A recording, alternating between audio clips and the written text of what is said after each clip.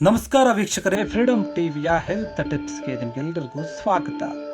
ವೀಕ್ಷಕರೇ, ನಮ್ಮ ಜೀವನದಲ್ಲಿ ನಾವು ಚೆನ್ನಾಗಿರಬೇಕು, ನಮ್ಮ ದೇಹ ಸದೃಢವಾಗಿರಬೇಕು, ಶಕ್ತಿಯುತವಾಗಿರಬೇಕು, ನಮ್ಮ ದೇಹದ ಒಂದು ಬೆಳವಣಿಗೆ, ಸ್ನಾಯುಗಳ ಬೆಳವಣಿಗೆ ಚೆನ್ನಾಗಿರಬೇಕು ಅಂದರೆ ನಾವು ಪ್ರತಿನಿತ್ಯವೂ ಕೂಡ ಪ್ರೋಟೀನ್ ಯುಕ್ತವಾದಂತಹ ಆಹಾರವನ್ನು ತಿನ್ನೋದು ತುಂಬ ಮುಖ್ಯವಾಗಿರುತ್ತೆ. ಯಾಕಂದರೆ ಈ ಪ್ರೋಟೀನಿಂದ ನಮ್ಮ ಸ್ನಾಯುಗಳ ಬೆಳವಣಿಗೆ ಮತ್ತು ನಮ್ಮ ದೇಹದ ಶಕ್ತಿ, ಆರೋಗ್ಯ ಎಲ್ಲವೂ ಕೂಡ ಉತ್ತಮವಾಗಿರುತ್ತೆ. ನಮ್ಮ ದೇಹಕ್ಕೆ ಪ್ರೋಟೀನ್ ಅಂಶ ಅತ್ಯಗತ್ಯವಾಗಿ ಬೇಕೇ ಬೇಕು. ಹಾಗಾದರೆ ನಮ್ಮ ಒಂದು ದೇಹಕ್ಕೆ ಯಾವ ರೀತಿಯ ನಾವು ಪ್ರೋಟೀನ್ ಆಹಾರವನ್ನು ತೆಗೆದುಕೊಳ್ತೀವಿ, ಪ್ರೋಟೀನ್ ಅಂಶ ಯಾವ ಆಹಾರದಲ್ಲಿ ಹೆಚ್ಚಾಗಿರುತ್ತೆ ಅಂತ ನಾವು ತಿಳ್ಕೊಳ್ಳೋದಾದರೆ ಎಲ್ಲ ವಿಚಾರಗಳನ್ನ ನಾವು ನೋಡೋಣ. ನಮ್ಮ ದೇಹಕ್ಕೆ ಬೇಕಾದಂತಹ ಒಂದು ಪ್ರೋಟೀನ್ ಅಂಶ ಯಾವ ಆಹಾರದಲ್ಲಿ ಸಿಗುತ್ತೆ, ಯಾವ ಒಂದು ಆಹಾರದಲ್ಲಿ ಹೆಚ್ಚಿನಾದಂತಹ ಒಂದು ಪ್ರೋಟೀನ್ ಅಂಶ ಇರುತ್ತೆ, ಅದರಿಂದ ನಮ್ಮ ದೇಹಕ್ಕೆ ಏನು ಲಾಭ, ಎಲ್ಲ ವಿಚಾರಗಳನ್ನು ಇವತ್ತು ತಿಳ್ಕೊಳ್ತಾ ಹೋಗೋಣ. ನೋಡಿ, ನಮ್ಮ ದೇಹಕ್ಕೆ ನಾವೇನು ಪ್ರತಿನಿತ್ಯ ಸೇವಿಸುವಂಥ ಆಹಾರ ಏನಿರುತ್ತೆ, ಆ ಆಹಾರದಿಂದಲೇ ನಮ್ಮ ದೇಹ ಸದೃಢವಾಗಿ ಬೆಳೆಯುತ್ತೆ. ಮತ್ತು ಕೆಲವೊಂದು ನಾವು ಸೇವಿಸುವಂಥ ಆಹಾರಗಳೇನಿರುತ್ತೆ, ಜಂಕ್ ಫುಡ್ ಅಂತ ಒಂದು ಆಹಾರವನ್ನು ತೆಗೆದುಕೊಂಡಾಗ ನಮ್ಮ ದೇಹದ ಮೇಲೆ ಅದು ಬೇರೆ ರೀತಿಯ ಒಂದು ಪರಿಣಾಮ ಬೀರುತ್ತೆ. ಹೀಗಾಗಿ ನಾವು ಪ್ರತಿನಿತ್ಯವೂ ಕೂಡ ಪ್ರೋಟೀನ್ ಇರುವಂತಹ ಆಹಾರಗಳನ್ನು ತೆಗೆದುಕೊಳ್ಳೋದು ತುಂಬ ಮುಖ್ಯ ಅಂತ ಹೇಳ್ತಾರೆ ಆಹಾರ ತಜ್ಞರು ಮತ್ತು ವೈದ್ಯರು ಕೂಡ. ಹಾಗಾದರೆ ನಮಗೆ ದಿನನಿತ್ಯ ಕಾಡುವಂತಹ ಪ್ರಶ್ನೆ ಇದು ಒಂದಾದರೆ, ಇನ್ನೊಂದು ಕಡೆ ಎಲ್ಲೋ ಒಂದು ಕಡೆ ನಮಗೆ ಗೊತ್ತಿಲ್ಲ, ಏನೋ ಒಂದು ಬೇರೆ ಬೇರೆ ರೀತಿಯಂಥ ಆಯಿಲ್ ಫುಡ್ಡನ್ನು ಜಾಸ್ತಿ ತಿಂದಿರ್ತೀವಿ, ಅದರಿಂದ ನಮಗೆ ಬೇರೆ ರೀತಿಯ ಒಂದು ತೊಂದರೆಗಳು ಉಂಟಾಗುತ್ತೆ. ಇದೆಲ್ಲ ಬೇಡಪ್ಪ, ನನಗೆ ಇನ್ನು ಮುಂದೆ ನಾನು ಪ್ರೋಟೀನ್ ಇರುವಂಥ ಆಹಾರವನ್ನು ತೆಗೆದುಕೊಳ್ತೀನಿ, ನನ್ನ ದೇಹಕ್ಕೆ ಉತ್ತಮವಾದಂಥ ಒಂದು ಆಹಾರವನ್ನು ಮಾತ್ರ ನಾನು ಕೊಡ್ತೀನಿ ಅಂತ ಯಾರು ನಿರ್ಧಾರವನ್ನು ಮಾಡ್ತೀರ ಅಂಥವರು ನೀವೊಂದು ಈ ವಿಡಿಯೋವನ್ನು ತಪ್ಪದೆ ಪೂರ್ತಿಯಾಗಿ ನೋಡಿ. ಯಾಕಂದರೆ ಯಾವ ಒಂದು ಆಹಾರದಲ್ಲಿ ನಿಮಗೆ ಅತಿ ಹೆಚ್ಚಿನ ಪ್ರೋಟೀನ್ ಅಂಶ ಸಿಗುತ್ತೆ ಅನ್ನೋದನ್ನು ನಾವು ಇದರಲ್ಲಿ ತಿಳಿಸ್ಕೊಡ್ತಾ ಇದ್ದೀವಿ. ನೋಡಿ, ನಾವು ಈಗ ಸರಳವಾದಂತಹ ವಿಚಾರದಲ್ಲಿ ಅಥವಾ ಒಂದು ಲೆಕ್ಕಾಚಾರದಲ್ಲಿ ನಾವು ನೋಡಬೇಕಾದ್ರೆ ನಮ್ಮ ದೇಹದ ಒಂದು ತೂಕಕ್ಕೆ ಅನುಗುಣವಾಗಿ ಎಷ್ಟು ಪ್ರೋಟೀನ್ ಬೇಕು, ಎಷ್ಟು ತಗೊಂಡ್ರೆ ನಾವು ಒಳ್ಳೆಯದು ಅಂತ ನಾವು ಮಾತಾಡೋದಾದರೆ, ನಮ್ಮ ದೇಹದ ತೂಕದ ಒಂದು ಕಿಲೋಗ್ರಾಮ್ಗೆ 0.8 ಗ್ರಾಮ್ನಷ್ಟು ಪ್ರೋಟೀನ್ ಬೇಕಾಗುತ್ತೆ. ಅಂದರೆ ನಾವು ಉದಾಹರಣೆಗೆ ನಾವು ನೋಡೋದಾದ್ರೆ, ನೋಡಿ, 70 kg ನಮ್ಮ ತೂಕ ಇದೆ ಅಂತಂದರೆ ನಮಗೆ ಸುಮಾರು 55ರಿಂದ 60 ಗ್ರಾಮ್ ಪ್ರೋಟೀನ್ ಅವಶ್ಯಕತೆ ಇರುತ್ತೆ. ನಮ್ಮ ಒಂದು ದೇಹಕ್ಕೆ ಇಷ್ಟರ ಪ್ರಮಾಣದ ಒಂದು ಪ್ರೋಟೀನ್ ಅವಶ್ಯಕತೆ ಇರುತ್ತೆ.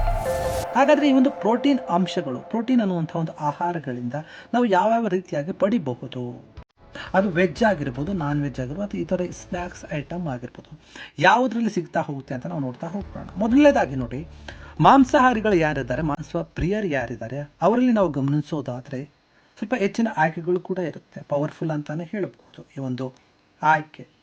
ಹೀಗಾಗಿ ನಾವು ಮಾಂಸಾಹಾರಿಗಳು, ನಾವು ಮಾಂಸವನ್ನೇ ತಿಂತೀವಿ, ಮಾಂಸದಿಂದ ನಾವು ಪ್ರೋಟೀನ್ ತೆಗೆದುಕೊಳ್ತೀವಿ ಅಂದರೆ ಯಾವುದರಿಂದ ಹೆಚ್ಚು ನಿಮಗೆ ಉಪಯೋಗ ಆಗುತ್ತೆ, ಯಾವುದು ಬೆಸ್ಟ್ ಅಂತ ನಾವು ನೋಡೋದಾದರೆ, ನೋಡಿ, ನಾನ್ ವೆಜಿಟೇರಿಯನ್ ಚಿಕನ್ ಬ್ರೆಸ್ಟ್ ಏನಿದೆ, ಇದೊಂದು ಫಸ್ಟು ಒಂದು ಆಯ್ಕೆ ಅಂತಲೇ ಹೇಳ್ಬೋದು. ಯಾಕಂದರೆ ಫಸ್ಟ್ ಪ್ಲೇಸ್ನಲ್ಲಿ ಇದು ಕಾಣಿಸ್ಕೊಳ್ಳುತ್ತೆ. ಬ್ರೆಸ್ಟ್ನ ಒಂದು ಪಾರ್ಟ್ ಏನಿರುತ್ತೆ ಚಿಕನ್ದು, ಅದರಲ್ಲಿ ಹೆಚ್ಚಿನದೊಂದು ಪ್ರೋಟೀನ್ ಇರುತ್ತೆ ಅಂತ ಹೇಳ್ತಾರೆ. ಯಾಕಂದರೆ ಚರ್ಮವಿಲ್ಲದ ಸಣ್ಣ ಒಂದು ಚಿಕನ್ ತುಂಡುಗಳು ಬ್ರೆಸ್ಟ್ನಿಂದಲೇ ನಿಮಗೆ ಎಷ್ಟು ಪ್ರಮಾಣದಲ್ಲಿ ಸಿಗುತ್ತೆ ಪ್ರೋಟೀನ್ ಅಂಶ ಅಂದರೆ ಸುಮಾರು 25 ಗ್ರಾಮ್ನಷ್ಟು ಪ್ರೋಟೀನ್ ಅಂಶ ಅದರಲ್ಲಿ ಸಿಗುತ್ತೆ ನಿಮ್ಮ ದೇಹಕ್ಕೆ. ದಿನಕ್ಕೆ 2 ಮೊಟ್ಟೆ ಏನಾದರೂ ತಿಂದರೆ, ಚಿಕನ್ ನಂತರ ಬೇರೆ ನಾವೇನಾದರೂ ತಿಂತೀವಪ್ಪ, ಚಿಕನ್ ಬೇಡ ಅಂತಂದರೆ ಮೊಟ್ಟೆ ಏನಾದರೂ ನೀವು ತಿಂತೀರಾ ಅಂದರೆ ಆ ಮೊಟ್ಟೆಯಿಂದ ನಮಗೆ 12ರಿಂದ 14 ಗ್ರಾಮ್ ಪ್ರೋಟೀನ್ ಸಿಗುತ್ತೆ ನಮ್ಮ ಒಂದು ದೇಹಕ್ಕೆ. ಇನ್ನು ಇದಾದ ನಂತರ ನಾವು ಮಟನ್ ತಿಂತೀವಿ ಅಂತಂದರೂ ಕೂಡ ಮಟನ್ನಲ್ಲಿ ಕೂಡ ಸಾಕಷ್ಟು ಪ್ರೋಟೀನ್ ಪ್ರಮಾಣದ ಅಂಶ ಇದೆ.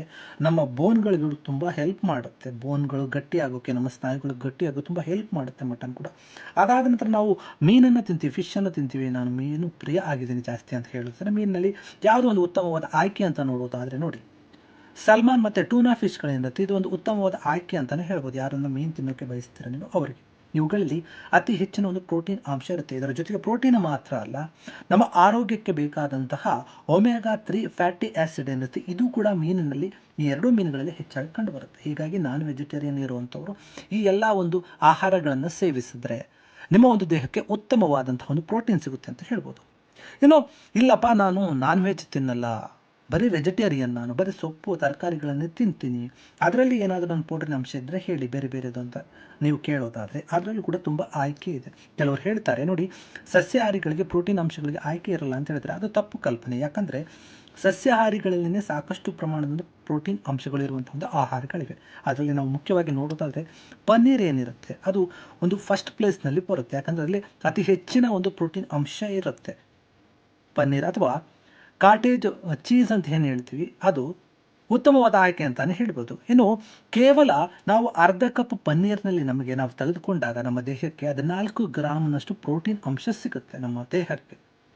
ಇನ್ನು ಅದಾದ ನಂತರ ನಾವು ಗಟ್ಟಿಯಾದ ಮೊಸರು, ಅದನ್ನು ಗ್ರೀಕ್ ಯೋಗರ್ಟ್ ಅಂತ ಏನು ಕರಿತೀವಿ, ಅದನ್ನು ತೆಗೆದುಕೊಂಡ್ರು ಕೂಡ ಅದರಲ್ಲಿ ಕೂಡ ಒಂದು ಉತ್ತಮವಾದಂತಹ ಒಂದು ಪ್ರೋಟೀನ್ ಅಂಶ ಇದೆ. ಅದು ಕೂಡ ನಮ್ಮ ದೇಹಕ್ಕೆ, ದೇಹದ ಬೆಳವಣಿಗೆಗೆ, ಸ್ನಾಯುಗಳ ಒಂದು ಶಕ್ತಿಯನ್ನು ಹೆಚ್ಚಿಸೋಕೆ ಸಾಕಷ್ಟು ಪ್ರಮಾಣದಲ್ಲಿ ಕೆಲಸ ಮಾಡುತ್ತೆ. ಇನ್ನು ಇತ್ತೀಚೆಗೆ ಜನಪ್ರಿಯವಾಗಿರುವಂತಹ ಒಂದು ಸೋಯಾ ಉತ್ಪನ್ನಗಳೇನಿದೆ, ಸೋಯಾ ಉತ್ಪನ್ನ ಆಗಿರುವಂತಹ ಟೋಪು ಮತ್ತು ಟೆಂಪೆ ಕೂಡ ಪ್ರೋಟೀನ್ನ ಒಂದು ಭಂಡಾರ ಅಂತಾನೆ ಹೇಳ್ಬೋದು. ಯಾಕಂದರೆ ಅದರಲ್ಲೂ ಕೂಡ ಅತಿ ಹೆಚ್ಚಿನ ಪ್ರೋಟೀನ್ ಅಂಶಗಳನ್ನು ನಾವು ಕಾಣುತ್ತೀವಿ. ಹೀಗಾಗಿ ವೆಜ್ ಮತ್ತು ನಾನ್ ವೆಜ್ ಈ ಇಬ್ಬರೂ ಕೂಡ ಈ ಎರಡೂ ರೀತಿಯ ಒಂದು ಆಹಾರವನ್ನು ತಿನ್ನುವವರು ನೀವು ನೋಡಿಕೊಂಡು ಸರಿಯಾದ ಒಂದು ರೀತಿಯಲ್ಲಿ ಪ್ರೋಟೀನನ್ನು ತೆಗೆದುಕೊಂಡ್ರೆ ನಿಮ್ಮ ಅದೊಂದು ದೇಹ ಉತ್ತಮವಾಗಿರುತ್ತೆ. ಹೀಗಾಗಿ ನಮ್ಮ ದಿನನಿತ್ಯದ ನಾವು ಆಹಾರದ ಒಂದು ಕ್ರಮವನ್ನು ಬದಲಾಯಿಸ್ಕೊಳ್ಬೇಕಾಗುತ್ತೆ ನಮ್ಮ ದೇಹ ಚೆನ್ನಾಗಿರಬೇಕು ಅಂದರೆ. ಇನ್ನು ವೆಜ್ ಆಯಿತು, ನಾನ್ ವೆಜ್ ಆಯಿತು. ಇನ್ನು ನಮ್ಮ ಅಡುಗೆ ಮನೆಯಲ್ಲಿ ಅಥವಾ ನಮ್ಮ ಮನೆಯಲ್ಲಿ ನಮಗೆ ಸಾಧಾರಣವಾಗಿ ನಾವೇನು ದಿನನಿತ್ಯ ಬಳಸ್ತೀವಿ, ಅಡುಗೆ ಮಾಡ್ಕೊಳ್ತೀವಿ, ಅಲ್ಲಿ ಏನಾದರೂ ನಮಗೆ ಪ್ರೋಟೀನ್ ಅಂಶ ಸಿಗುತ್ತಾ ಅಂತ ನಾವು ನೋಡಿದ್ರೆ ಹೌದು, ಅಲ್ಲಿ ಕೂಡ ಇದೆ. ಯಾಕಂದರೆ ನಮ್ಮ ಅಡುಗೆ ಮನೆಯಲ್ಲಿ ಸಾಮಾನ್ಯವಾಗಿ ನಾವು ದಿನನಿತ್ಯ ಬಳಸುವಂಥ ಒಂದು ಪದಾರ್ಥಗಳಲ್ಲಿ ಕೂಡ ಸಾಕಷ್ಟು ಪ್ರಮಾಣದ ಪ್ರೋಟೀನ್ ಸಮೃದ್ಧವಾಗಿರುತ್ತೆ. ನಾವು ದಿನ ಬಳಸುವಂಥ ಒಂದು ಬೇಳೆಕಾಳುಗಳಾಗಿರ್ಬೋದು, ಬೇಳೆಗಳು ಮತ್ತು ಕಾಳುಗಳು ಏನು ಬರುತ್ತೆ ಅದರಲ್ಲೂ ಕೂಡ ಸಾಕಷ್ಟು ಪ್ರಮಾಣದಲ್ಲಿ ಇರುತ್ತೆ. ಅದನ್ನು ನಾವು ಒಂದು ದಿನ ನೆನೆಸ್ಬಿಟ್ಟು ಮೊಳಕೆ ಕಾಳು ಮಾಡಿ ತಿಂದಾಗ ಅದರಲ್ಲಿ ಸಾಕಷ್ಟು ಪ್ರಮಾಣದ ಒಂದು ಪ್ರೋಟೀನ್ ಅಂಶ ಸಿಗುತ್ತೆ. ಇಲ್ಲಾಂದರೆ ನಾವು ಒಂದು ಕಪ್ಪು ಬೇಳೆಯನ್ನು ಬೇಯಿಸಿ, ಅಂದರೆ ಮಸೂರ್ ದಾಲ್ ಏನಿರುತ್ತೆ, ಮಸೂರ್ ದಾಲ್ ಅಥವಾ ಕಡಲೆಕಾಯಿ ಇರುತ್ತೆ, ಅದನ್ನು ನಾವು ಚೆನ್ನಾಗಿ ಬೇಯಿಸಿ ತಿಂದರೆ ನಮಗೆ ಅದರಿಂದ 15ರಿಂದ 18 ಗ್ರಾಮ್ನಷ್ಟು ಪ್ರೋಟೀನ್ ಅಂಶ ನಮ್ಮ ದೇಹಕ್ಕೆ ಸಿಗುತ್ತೆ. ಅದರ ಜೊತೆಗೆ ನಾವು ನೋಡಿ ರಾಜ್ಮಾ ನೋಡ್ತೀವಿ, ರಾಜ್ಮಾವನ್ನು ತಿಂತೀವಿ.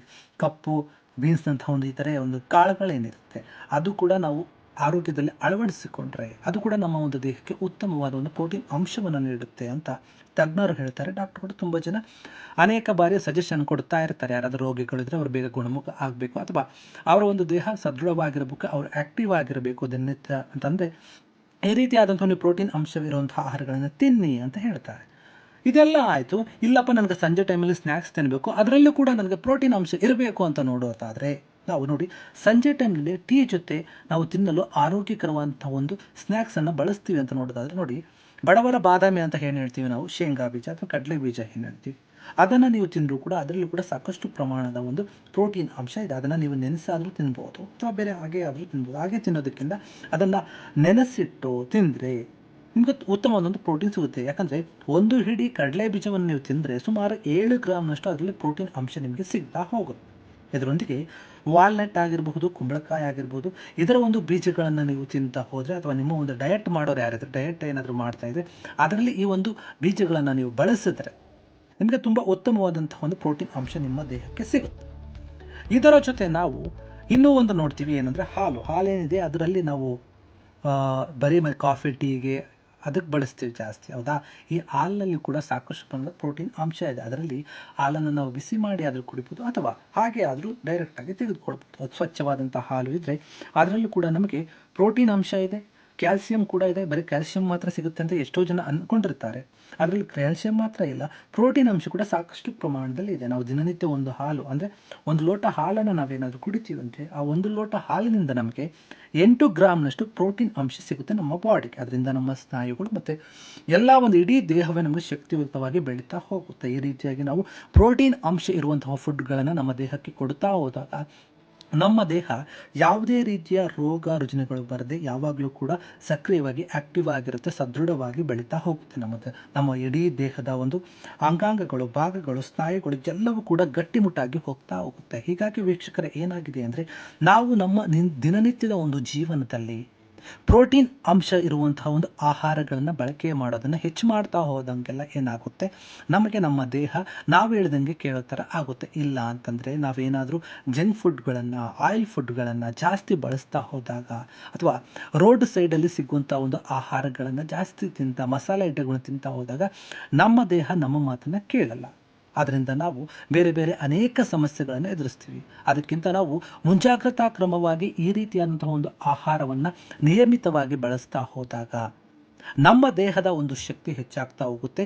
ನಮಗೆ ವಯಸ್ಸಾದರೂ ಸರಿ ನಮ್ಮ ಒಂದು ಶಕ್ತಿ ಯಾವಾಗಲೂ ಕೂಡ ಜಾಸ್ತಿನೇ ಆಗಿರುತ್ತೆ. ಹೀಗಾಗಿ ವಯಸ್ಸಾದ ಹೆಣ್ಣು ಮಕ್ಕಳು, ಗಂಡು ಮಕ್ಕಳು ಆಗಿರ್ಬೋದು, ಅವರೆಲ್ಲರೂ ಕೂಡ ಮೊದಲಿಂದ ಈ ರೀತಿಯಾಗಿ ಬಳಸ್ತಾ ಬಂದರೆ ಅವರ ಒಂದು ದೇಹ ಯಾವಾಗಲೂ ಕೂಡ ಶಕ್ತಿಯುತವಾಗಿರುತ್ತೆ. ಇನ್ನು ಮುಖ್ಯವಾಗಿ ನೋಡಿ, ಈ ಪ್ರೋಟೀನ್ ಅಂಶಗಳನ್ನು ನೀವು ನಿಮ್ಮ ಮನೆಯಲ್ಲಿ ಚಿಕ್ಕ ಚಿಕ್ಕ ಮಕ್ಕಳಿದ್ರೆ ಅವ್ರಿಗೂ ಕೂಡ ಚಿಕ್ಕಂದಿನಿಂದ ಈ ರೀತಿಯಾದಂಥ ಪ್ರೋಟೀನ್ ಅಂಶಗಳನ್ನು ಕೊಡ್ತಾ ಬಂದಾಗ ಅವರು ಉತ್ತಮವಾಗಿ ಬೆಳವಣಿಗೆ ಆಗುತ್ತೆ. ಹೈಟಲ್ಲಿ ಆಗಿರ್ಬೋದು ಮತ್ತು ಬೇರೆ ತೂಕ ಏನಾದರೂ ಜಾಸ್ತಿ ಇದ್ದರೆ ಕಡಿಮೆ ಆಗೋದು, ಕಡಿಮೆ ಇದ್ದರೆ ಜಾಸ್ತಿ ಆಗೋದು, ಈ ಎಲ್ಲ ವಿಚಾರಗಳಲ್ಲೂ ಕೂಡ ತುಂಬ ಹೆಲ್ಪ್ ಮಾಡುತ್ತೆ ಈ ಒಂದು ಪ್ರೋಟೀನ್ ಅಂಶಗಳು. ಹೀಗಾಗಿ ವೀಕ್ಷಕರೇ, ಏನಾಗಿದೆ, ನೀವು ನಿಮ್ಮ ಒಂದು ಡಯಟ್ನಲ್ಲಿ, ನಿಮ್ಮ ಒಂದು ದಿನನಿತ್ಯದ ಒಂದು ಜೀವನದಲ್ಲಿ, ಆಹಾರ ಕ್ರಮದಲ್ಲಿ ಬದಲಾವಣೆಯನ್ನು ಮಾಡ್ಕೊಳ್ತೀರಾ ಅಂತಂದರೆ ನೀವೊಂದು ಅಂಶಗಳನ್ನು ಗಮನದಲ್ಲಿಟ್ಕೊಂಡು ಪ್ರೋಟೀನ್ ಆಹಾರ ಯಾವುದರಲ್ಲಿ ಎಷ್ಟೆಷ್ಟಿದೆ ಅಂತ ಈಗ ನಾವೇನು ಹೇಳಿದ್ವಿ ಅದನ್ನು ಯೋಚನೆ ಮಾಡಿ ಇದನ್ನು ಕೂಡ ನಿಮ್ಮ ಒಂದು ಆಹಾರದಲ್ಲಿ, ಆಹಾರ ಪದ್ಧತಿಯಲ್ಲಿ ಸೇರಿಸ್ಕೊಳ್ಳಿ ಅನ್ನುವಂಥದ್ದು ನಮ್ಮ ಒಂದು ಸಣ್ಣ ಕಿವಿ ಮಾತು. ಇದಿಷ್ಟು ಇವತ್ತಿನ ಒಂದು ಹೆಲ್ತ್ ಟಿಪ್ಸ್ನಲ್ಲಿ ಕೊಡುವಂತಹ ನಾವೊಂದು ನಿಮಗೆ ವಿಚಾರ. ಹೀಗಾಗಿ ಯಾರೆಲ್ಲ ಕೂಡ ಒಂದು ಆಹಾರ ವಿಚಾರದಲ್ಲಿ ನಾವು ತುಂಬ ಕಟ್ಟುನಿಟ್ಟಾಗಿದ್ದೀವಿ, ನಾವು ಅದಕ್ಕೆ ಗಮನ ಕೊಡ್ತೀವಿ ಅನ್ನೋರಿದ್ದರೆ ಇದರ ಬಗ್ಗೆ ನೀವು ಸ್ವಲ್ಪ ಯೋಚನೆ ಮಾಡಿ. ಕ್ಷಣ ಕ್ಷಣದ ಸುದ್ದಿಗಳಿಗಾಗಿ ಫ್ರೀಡಂ ಟಿವಿ ಸಬ್ಸ್ಕ್ರೈಬ್ ಮಾಡಿ, ಲೈಕ್ ಮಾಡಿ ಹಾಗೂ ಫಾಲೋ ಮಾಡಿ. ಹೊಸ ಸುದ್ದಿಗಳ ನೋಟಿಫಿಕೇಶನ್ಗಾಗಿ ಬೆಲ್ ಐಕಾನ್ ಮೇಲೆ ಕ್ಲಿಕ್ ಮಾಡಿ.